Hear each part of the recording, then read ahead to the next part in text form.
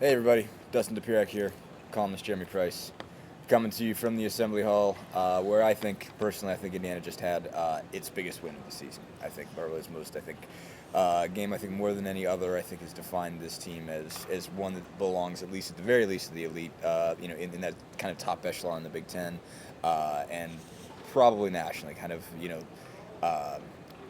validates, I think, a lot of what had been said about this team going for, at the beginning of the season. Obviously, it's not as big as Michigan will probably be next week, but this was a big one. I think they beat Michigan State 75-70. Indiana came into this one ranked number 7th. Michigan State was number 13, and played like they certainly belonged and deserved and earned that ranking. But just across the board, a lot of big performances today. Victor Oladipo played pretty much out of his mind, 21 points, 7 rebounds, 6 steals.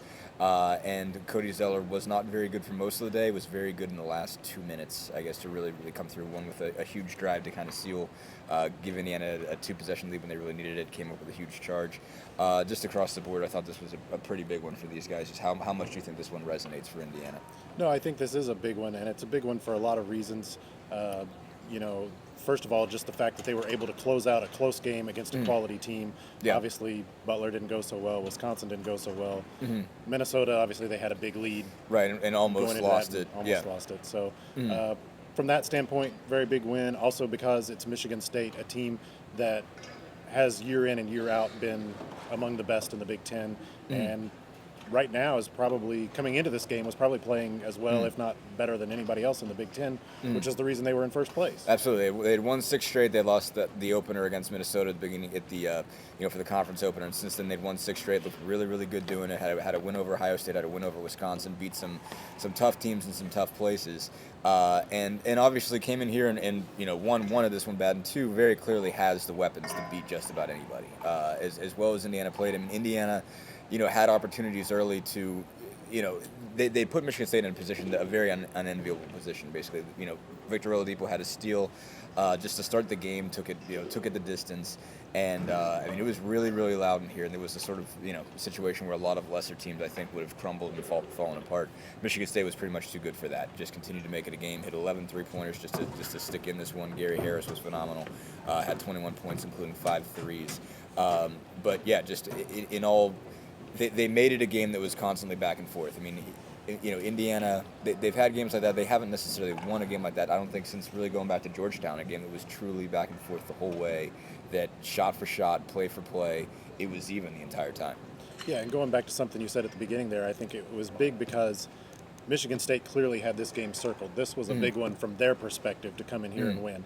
I think they remembered coming in here and losing last year. Right. And that was definitely on their mind. I mean, they were pretty much had all the stops pulled out today. The new Nike uniforms with the nice gold shoes, gold socks too. Those were interesting. Yeah, the gold socks too. No, definitely. They almost looked like painted on a little bit. It was kind of scary. Somebody said that I guess they were supposed to be like, some sort of homage to 300 or something like that. I don't know. Whether it was actually supposed to look like shoes that you would have worn to go to some ancient battle in Greece someplace. I don't know. One other was. I wouldn't wear those shoes anywhere. No, even if that's what I was doing. No, I mean, I don't know if they would help you in that cause. I think you want some, stronger boots, I think. Anyway. But anyway, the point being, getting back to the actual things that matter. Right. I think. This was a game that, as Tom Crean put it, Tom Crean said that this was a game of adjustments, which I thought was very interesting and very telling. In a few different ways, it played out. I don't want to say it necessarily played out different in terms of the general score, but things happened to make this game a game that you didn't necessarily expect. I mean, for one thing, Indiana turned Michigan State over. Nobody's really been able to do that. They were averaging 10.4 in their last 4 games. Michigan State gets them to, Indiana got them to turn the ball over 19 times. Oladipo especially, I mentioned him at the beginning, but just how good was Vic today? He was very, very good. I mean, if you probably as maybe he's had some good games this year, but as a coming out party on a national stage, national TV with CBS. Against a team that really was tough to play against and a game that really, really mattered. I mean, he's had good games in the past. Yeah, he was great against Kentucky last year, but this time they could not stop him at all. No, and the thing was, the full versatility was on display with Oladipo today. From the 6 steals, 7 rebounds, the 21 points. He knocked down jumpers. He knocked down 1 3, I think, for good measure. Just did a little bit of everything on both ends of the floor. Also had 3 block shots as well. They were huge. I mean, the defense for him is just phenomenal. It's amazing. They're playing a Michigan State team that's got a lot of athletes. I mean, Brandon Dawson and Gary Harris take a back step to nobody in terms of just pure out-and-out athleticism. When Oladipo goes to the rim, he makes everybody look slower. Makes everybody look like they're playing in, they're playing in slow motion. They're playing in, basically. I mean, like he looks like he's going at real time or he's in fast forward. I mean, one another, he was just able to just blow by guys just by taking it off a ball screen and just attacking. He was just literally able to. I mean, there's one of the highlights I saw. I think just going back over and watching him, he just kind of just splits 2 guys and they couldn't even get in front of him. He had just an open lane the rest of the way. But defensively, it's such. I mean, he just reads passing lanes so well at this point. I mean, he's playing, I guess, the game. It's kind of cliche to say this, but almost at a higher level. Like he's noticing things that nobody else notices at this point, and ways of getting into guys that nobody else sees. Yeah, and the way he's doing it really sets a tone for the entire team, really. And I think part of it is I think he feels comfortable having Cody Zeller on that back line as kind of a backline stopper, even though Zeller's not maybe a big-time shot blocker per se. He's not your huge shot blocker, but he's getting there. He's getting better at that. Yeah, but he's a factor at least, and combine Oladipo with Farrell on the perimeter, and you've got 2 guys with really quick feet, quick hands that can give other teams a lot of trouble on the perimeter. Yeah, and I think two guys that are not going to get the due necessarily that they deserve just because Vic was so good. Farrell and Halls did a pretty nice job today, guard-wise. I mean, Keith Appling was a total non-factor, 1 for 4 from the field, 3 points, no assists, 4 turnovers. I thought Yogi Ferrell did a phenomenal job on him when he was on him. They obviously did a lot of 2-3 zone today, which had its ups and downs. I think there's a lot of fans that are really, really critical right now. I don't think it's anywhere near as bad as most people think it is. I think they were able to, cause some turnovers, take some things in away from the post from it, but they did give up some threes. But both like Halls and Farrell, I thought did a nice job. 1 on Appling, and 2 when they kind of spaced it out a little bit. I mean, I think Gary Harris got some threes in rotations, in missed rotations, or in late rotations, stuff like that. But when it came to man-to-man, I didn't think Halls did a bad job of just keeping in front of him. I thought that was going to be a really difficult matchup for them and possibly a real problem for them. I thought he did all right with it. No, I thought Indiana did a pretty good job defensively most of the game, especially in the first half. I think Michigan State only shot about 36, 38%, something like that. 43.8, but...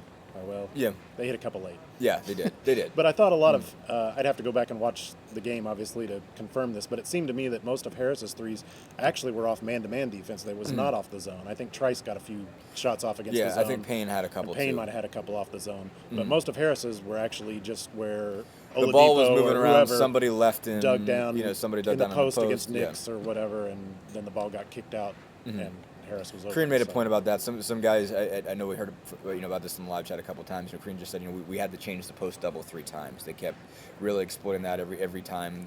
We change it, they would find the guy. Basically, they would find the guy open. We had to keep mixing that up and changing that to make it harder for them to read that. And it seemed like that did get better late. That they were kind of finally able to really. Read that and, do a better job with that. But they were able to, Gary Harris got lost a couple of times on that where there was nobody near him and somebody just had to fly out at him and throw a hand up and hope. In most cases, that didn't really help the cause. But I want to change gears a little bit. Cody Zeller obviously had, 3 huge plays at the end that really clinched this one. One, he stuffed the shot from Derek Nix. It was going to be a putback. If he would have put that one in, it's a tie ball game with about 2:13 to go. Next play, does something that no other 7-footer that I know of can do. Takes the ball at the top of the key, just kind of any other center in the league is just trying to hand that ball off as soon as humanly possible. He takes a high ball screen, goes right through the lane, scores with his left hand, gives him a 2-possession lead.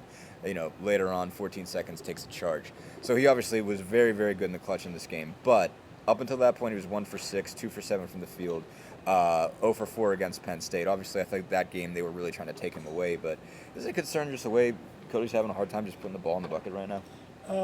The concern is probably more just the fact he struggled to finish a little bit opportunities that he should be able to finish, and that's sometimes as much a mental thing as anything else. The other thing I think I remarked on Twitter was that Cody needs to maybe sometimes just go for the dunk.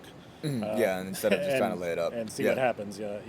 At least he's more likely to draw a foul, probably attacking that way than some of these. I mean, he's rimming out a lot of close-in shots, right? Really, but 1 for 4 in the first half.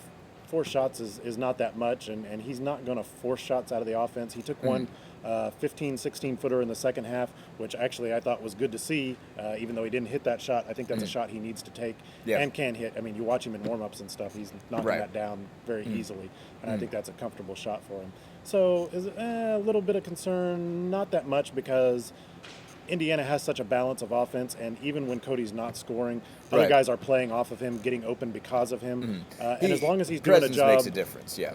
As long as he's providing a presence on the boards and providing a presence defensively, I think that the scoring is, like you said. I mean, the big thing was he came up with probably the 3 biggest plays of the game down the stretch. Right. And very much did. That's what Indiana needs from him more than anything else. Yeah. Like you said, I mean, there was a bunch of other guys that had big games. Christian Watford was really tough in the second half, finishes with 12 points and 6 rebounds.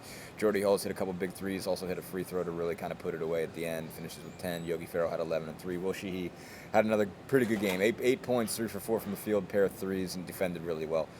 So there's a lot of things they can take away from this one, but I think really the word statement game gets old the more and more you say it. But this one, I think, kind of tells you this is an elite team. Whether this is a top 5 team, whether this is a Final Four team, whether this is a championship team, I don't know that we know that yet. But it's definitely a team that belongs in any discussion that you want to have. That's exactly it. So, all right, guys. Thanks.